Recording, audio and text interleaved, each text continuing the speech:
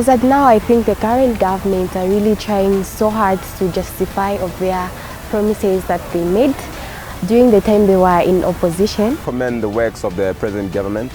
Why do I say so? We've seen much improvement in the infrastructure sector, the education sector, the health.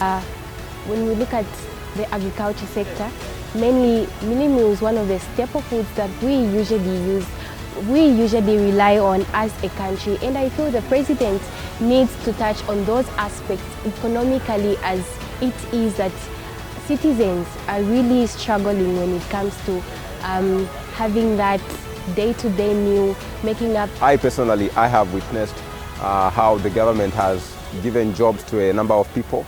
We have seen they employed about 15,000 plus health workers, given jobs to 30 plus teachers, as well as when it comes to infrastructure. And as I'm still on the topic of job creation, we've seen the reopening of the Mlungushi textiles in Kabwe, which if not soon hasn't started working, then it will be working very soon.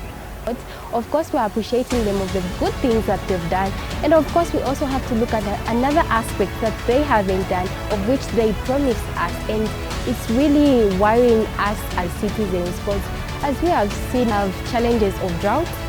We have seen the past few years the rains haven't been fair with us, and I feel the president should also find ways and means in which we as a country will develop, and we as a country will at least try to resurface from what was lost to what will be rebuilt again for us to survive as a country.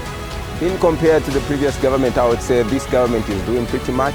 In their files, I would say they lack, they are human, you cannot fulfill everything, but I think about this time they have done quite a number of things. I mentioned in the education sector, we had a very big margin between the teacher and PP ratio, but now we've seen that teachers tried by all means to employ about as many teachers as possible.